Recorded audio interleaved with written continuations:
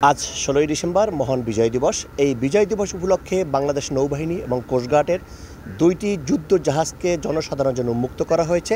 এই জাহাজ দুটিতে যতগুলো অস্ত্র আছে, গোলা বারুদ আছে এবং যেসব মেটালিয়াসগুলো যুদ্ধের সময় ব্যবহার করা হয় সেগুলো জনসাধারণের জন্য উন্মুক্ত করা হয়েছে এবং দুপুর থেকেই কিন্তু এখানে বিভিন্ন এলাকা থেকে জনসাধারণ এখান থেকে ভিড় জমাচ্ছে এবং তাদেরকে যে এখানে সেনা সদস্য যারা রয়েছে তারা সবগুলো কিন্তু সুন্দর করে তাদেরকে বুঝিয়ে বলছে এবং তারা এইগুলো দেখে কিন্তু অনেক কিছু জ্ঞান অর্জন করছে এবং প্রথম দেখে কিন্তু তারা আনন্দিত হয়েছে যে এই যুদ্ধের সময় যে কলাকৌশলগুলো ব্যবহার করা হয় এবং এখানে যতগুলো ম্যাটেরিয়ালস আছে সেগুলো কিভাবে ব্যবহার করে সেগুলো কিন্তু তাদেরকে সুন্দর করে বুঝিয়ে বলছে নৌসেনারা। আমাদের যে দর্শনার্থীরা আছে তারা আমাদের জাহাজগুলো পরিদর্শন করে তারা আমাদের নৌবাহিনী সম্বন্ধে আরও বেশি করে জানতে পারবে।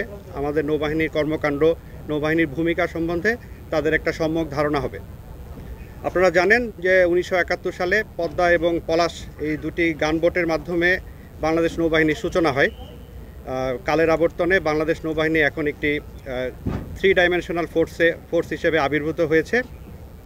বাংলাদেশ নৌবাহিনী এখন সাবমেরিন আর্মস সহ আমাদের নেভাল এভিয়েশন এবং স্পেশাল ওয়ারফেয়ার সহকারে একটি ত্রিমাত্রিক বাহিনীতে পূর্ণাঙ্গ রূপে সকল বিশ্বের দরবারে এখন মাথা উঁচু করে দাঁড়িয়েছে। আমরা আশা করব যে ইয়াং জেনারেশন যারা আছে তারা এই সমস্ত ইভেন্টগুলোতে বেশি করে আসবে, এতে তারা দেশপ্রেমে আরও উদ্বুদ্ধ হতে পারবে এবং এর মাধ্যমে তারা ভবিষ্যতে দেশের কর্ণধার হিসেবে তারা নিজেদেরকে তৈরি করার একটা সুযোগ পাবে। এই যুদ্ধ জাহাজ দুটি উন্মুক্ত থাকবে বিকাল সন্ধ্যা পর্যন্ত এই অঞ্চলে যতগুলো মানুষ বা জনসাধারণ আসবে তারা কিন্তু এগুলো ঘুরে ঘুরে দেখতে পারবে এবং এখান থেকে জ্ঞান অর্জন করতে পারবে। যারা স্কুল শিক্ষার্থী যারা রয়েছে তারাও কিন্তু এখানে আসছে, তারাও কিন্তু এখান থেকে শিক্ষা নিয়েছে যে যুদ্ধের সময় অথবা যে সমুদ্র সীমায় নৌসেনারা যখন পাহারা দেয় তখন কিভাবে কী ম্যাটেরিয়ালসগুলো ব্যবহার করতে হয় সেগুলোও কিন্তু তারা সুন্দর করে জনসাধারণকে তারা গুছিয়ে বলছে এবং বুঝিয়ে দিচ্ছে যে